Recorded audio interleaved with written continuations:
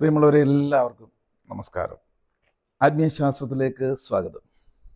ഇന്ന് നമ്മൾ ആത്മീയശാസ്ത്രത്തിൽ മനസ്സിലാക്കുന്നത് പലപ്പോഴും നമ്മൾ കേട്ടറിഞ്ഞിട്ടുള്ള മനസ്സിലാക്കിയിട്ടുള്ള ചില വാക്കുകളൊക്കെ ഉണ്ട്. അതിൻ്റെ പിന്നിലുള്ള ആഴത്തിലുള്ള അർത്ഥം അറിയാതെ നമ്മളിത് ശ്രവിച്ചു കൊണ്ട് നടക്കുകയും ആചരിക്കുന്നതുമാണ് സ്പിരിച്വാലിറ്റിയിലൂടെ നമുക്ക് ഉന്നതി കിട്ടാത്തത്. ഏതറിവിൻ്റെയും തിരിച്ചറിവിലേക്ക് എത്തുമ്പോൾ മാത്രമേ നമുക്കൊരു ട്രാൻസ്ഫർമേഷൻ ഉണ്ടാകുകയുള്ളൂ. അത്തരത്തിൽ മനസ്സിലാക്കുക, ചില സംസ്കാരങ്ങളെയൊക്കെ സംബന്ധിച്ച് നമ്മൾ പഠിച്ചിട്ടുണ്ട്. ഷോഡശ സംസ്കാരം. ഷോഡശം എന്ന് പറഞ്ഞാൽ 16 എന്നർത്ഥം, അഷ്ടം എന്ന് പറഞ്ഞാൽ 8, അല്ലേ? അപ്പം ഇതിലേക്ക് വരുമ്പോൾ അത് വളരെ ലളിതമായി ശാസ്ത്രീയമായിട്ട് മനസ്സിലാക്കി തരാം. അത് മനുഷ്യൻ്റെ ബുദ്ധിയിലൂടെ അവനെ ട്രാൻസ്ഫർമേഷൻ വരുത്തി, പരിവർത്തനം വരുത്തി ഔന്നത്യത്തിലേക്ക് എത്തിക്കുന്നതിന് വേണ്ടിയിട്ടുള്ള ചില തത്വസംഹിതകളാണ് ഈ ഷോഡശ സംസ്കാരവും അഷ്ടവുമായി ബന്ധപ്പെട്ടുള്ളതല്ല. ഞാൻ ഇങ്ങനെയൊക്കെ പറയുമ്പോൾ ഇച്ചിരി കടുകട്ടി പോലെ തോന്നാം. വേണ്ട, വളരെ സിമ്പിളായിട്ട് നല്ല കടുകട്ടിയായ കരിങ്കല്ല് പോലുള്ള വിഷയത്തെ അലുവ പോലാക്കി തരാം. ഓക്കെ, ശ്രദ്ധിച്ചോളൂ. അതിതാണ് മാറ്റം വരുത്താൻ സാധിക്കുന്ന ഒരേ ഒരു സംഗതിയേ ഉള്ളൂ ഈ പ്രപഞ്ചത്തിൽ. മാറ്റം വരുത്താൻ, ഒരവസ്ഥയിൽ നിന്നും മറ്റൊരവസ്ഥയിലേക്ക് ട്രാൻസ്ഫർമേഷൻ വരുത്താൻ കഴിവുള്ള ഒരേ ഒരു കൺസെപ്റ്റാണ് ഊർജം, എനർജി അല്ലെങ്കിൽ ശിവം എന്ന് പറയും. ഊർജത്തിന് മാത്രമല്ലേ ഒരു സ്ഥലത്തു നിന്ന് മറ്റൊരു സ്ഥലത്തേക്ക് മാറ്റാൻ പറ്റിയിട്ട് ഒരു സംഗതി. ഒരു വസ്തുവിനെ ഒരു സ്ഥലത്തു നിന്ന് മറ്റൊരു സ്ഥലത്തേക്ക് മാറ്റണമെങ്കിൽ, ചലിപ്പിക്കണമെങ്കിൽ നമ്മുടെ ഒരു കൈയുടെ ഊർജ്ജം കൊടുക്കണം. കാറ്റിന് ഒരു ഗന്ധത്തെ ഒരു സ്ഥലത്തേക്ക് മാറ്റണമെങ്കിൽ കാറ്റെന്ന് പറയുന്ന ശക്തി വേണം, അല്ലേ? അതേപോലെ നമ്മുടെ ജീവിതത്തിലെല്ലാം പരിവർത്തനത്തിന് വിധേയമാണ്. അവിടെ എൻ്റെ എല്ലാം പിന്നിൽ എന്തുണ്ട്? ഒരു ശക്തിയുണ്ട്. അപ്പം ഈ ശക്തി, നമ്മുടെ ആത്മശക്തി എന്ന് പറയുന്നത് ഏറ്റവും ശക്തമായതാണ്. ഈ പ്രപഞ്ചത്തിൽ 8 സംസ്കാരങ്ങളും അടങ്ങിയിരിക്കുന്നു.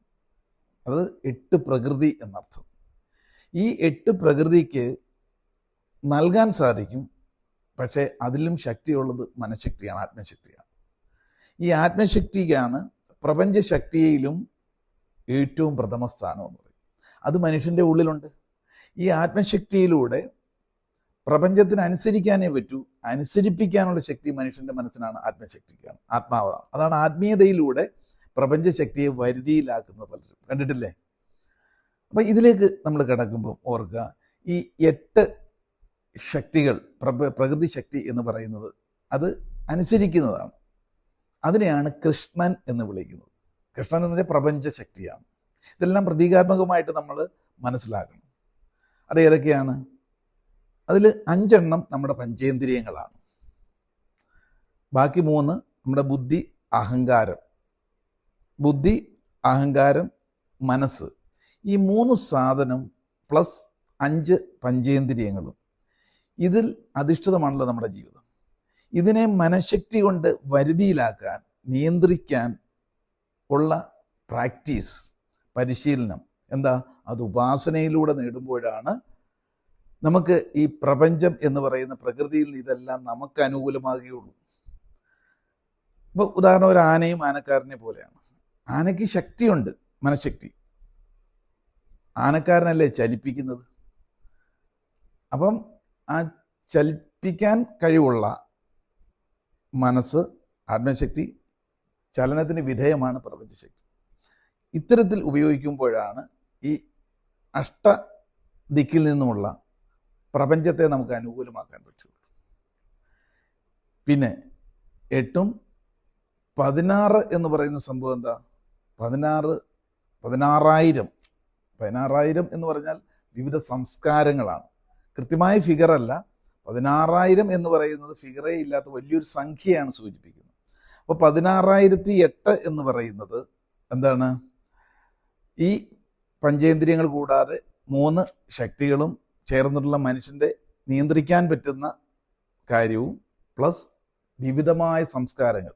അങ്ങനെയാണ് 16,008നെ വരുതിയിലാക്കുക. പറഞ്ഞാൽ കൃഷ്ണൻ്റെ 16,008 ഭാര്യമാരെന്ന് പറയുന്നത്. 8 പ്രധാന ഭാര്യമാരും ബാക്കി 16,000. ഈ 16,000ത്തെയാണ് ഷോഡശം എന്ന് പറയുന്നത്. അപ്പം ഷോഡശ സംസ്കാരം എന്ന് പറയുന്നത് നമ്മുടെ ഈ പറയുന്ന വികാര വിചാരങ്ങളെ, സംസ്കാരത്തെ ശരിയായ രീതിയിൽ നിയന്ത്രിക്കുന്നതിന് വേണ്ടിയിട്ടുള്ള ചടങ്ങുകളും ചിട്ടയുമാണ് ഷോഡശ സംസ്കാരം. ഈ 16ന് പല പല വിധത്തിലുള്ള മൂല്യങ്ങളും കൽപ്പിച്ചുകൊണ്ടല്ലേ ജീവിതം നയിച്ചു പോരുന്നത്. ഇപ്പം ക്ഷേത്രാചാരങ്ങളിലൊക്കെ ആണെന്നുണ്ടെങ്കിൽ എന്താ പറയുക, ഷോഡശാചാര പൂജയുണ്ട്, ഷോഡശ സംസ്കാരവും നമ്മൾ കേട്ടിട്ടുണ്ട്. ഇനിയും 16 അടിയന്തരം കേട്ടിട്ടുണ്ട്. ഈ 16 എന്ന് പറയുന്നത് സംസ്കാരം എന്നുള്ളതാണ്, വ്യത്യസ്ത രീതിയിലുള്ള സംസ്കാരങ്ങളാണ്, അതിന് എൻഡില്ല. അപ്പം ഷോഡശ സംസ്കാര പ്രകാരം നമ്മുടെ ശരിയായ മനസ്സിൻ്റെ തലത്തെ നയിച്ചു കൊണ്ടുപോകുമ്പോൾ മാത്രമാണ് ഒരു വ്യക്തിയിൽ ഉള്ള ശക്തി കൊണ്ട് പ്രപഞ്ച ശക്തിയെ അനുകൂലമാക്കി നമുക്ക് ജീവിതത്തിൽ ധന്യധന്യമായി ജീവിക്കാൻ സാധിക്കുന്ന അർത്ഥം. അപ്പം ഇതൊക്കെ മനസ്സിലാക്കുന്നതിന് വേണ്ടിയിട്ട് കഥയും കഥാപാത്രങ്ങളിലൂടെയൊക്കെയാണ് പണ്ട് തൊട്ടേ ആലേഖനം ചെയ്തു വെച്ചിട്ടുണ്ട്. അപ്പം പ്രകൃതിയിലെ 8 തത്വങ്ങൾ, 8 ഭാര്യമാർ കൃഷ്ണൻ്റെ, പിന്നെ വിവിധമായ സംസ്കാരങ്ങളാണ് 16,000. അപ്പം ഈ പ്രപഞ്ചത്തിലെ 8ഉം 16,008 സംസ്കാരത്തെയും നിയന്ത്രിക്കാനുള്ള ശക്തി മനുഷ്യനിലുള്ളത് കൊണ്ടാണ് കൃഷ്ണൻ മനുഷ്യ മനസ്സിൽ കുടികൊള്ളുന്നു എന്ന് പറയുന്നത്. ഇതൊക്കെ കഥയും കഥാസന്ദർഭങ്ങളിലൂടെയൊക്കെയാണ് നമ്മളിലേക്ക് കാലങ്ങളായിട്ട് എത്തിച്ചുകൊണ്ടിരിക്കുന്നത്. സ്വല്പം ശ്രദ്ധിച്ച് കേട്ടെങ്കിൽ മാത്രമേ മനസ്സിലാവുകയുള്ളൂ. 1 2 പ്രാവശ്യം കേട്ട് കഴിയുമ്പോൾ ഈ തത്വം നമുക്ക് മനസ്സിലാവും. ചിന്തയ്ക്ക് വിട്ടുകൊണ്ട് ഇന്നത്തേക്ക് നിർത്തട്ടെ. നന്ദി, നമസ്കാരം.